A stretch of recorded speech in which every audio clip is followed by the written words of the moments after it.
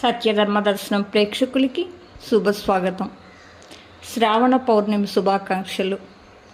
ఈ శ్రావణ పూర్ణిమని జంధ్యాల పూర్ణిమ అని, రాఖీ పండుగ, వైకానస జయంతి, హయగ్రీవ జయంతి పండుగలు జరుపుకుంటారు. ఈరోజు శ్రావణ పూర్ణిమ ప్రాశస్యం.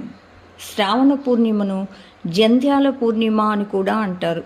ఈ రోజున నూతన యజ్ఞోపవీత ధారణ చేసి జప అర్చనాదులను నిర్వహిస్తుంటారు.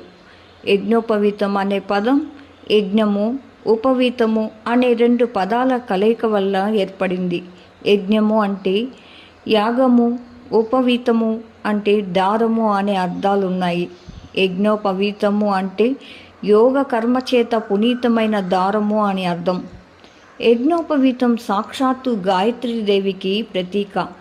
పరమ పవిత్రమైన యజ్ఞోపవీత ధారణ వల్ల జ్ఞానాభివృద్ధి కలుగుతుందని, యజ్ఞం ఆచరించిన ఫలితం కలుగుతుందని వేదోక్తి. యజ్ఞోపవీతాన్ని జంధ్యమని, బ్రహ్మసూత్రం అని పిలుస్తారు. శ్రావణ పౌర్ణమి నాడు ఉపకర్మ ప్రత్యేకమైన విధి. ఇది వేదాధ్యయనానికి సంబంధించినది.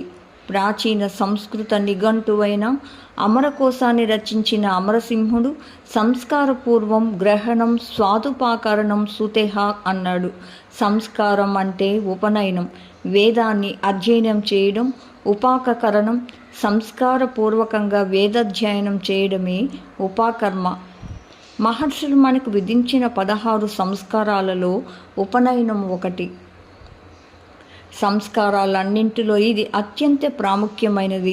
ఉపనయనం ద్వారా గురువు తన శిష్యునికి ప్రతిభా పాఠవాలను, జ్ఞానాన్ని ఉపదేశిస్తాడు.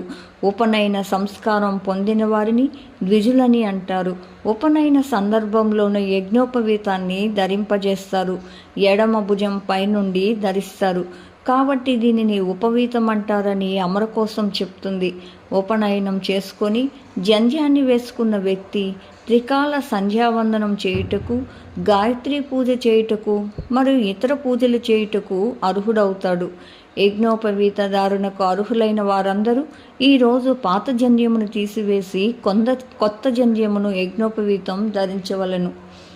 సూచనాత్ బ్రహ్మతత్వస్య వేదతత్వస్య సూచన తత్పృతుసం పవితాత్వ బ్రహ్మసూత్రమితి శృతం. బ్రహ్మతత్వాన్ని సూచించడానికి, వేదతత్వాన్ని సూచించడానికి బ్రహ్మసూత్రాన్ని, యజ్ఞోపవీతాన్ని ధరించాలని ధర్మశాస్త్రాలు చెప్తున్నాయి.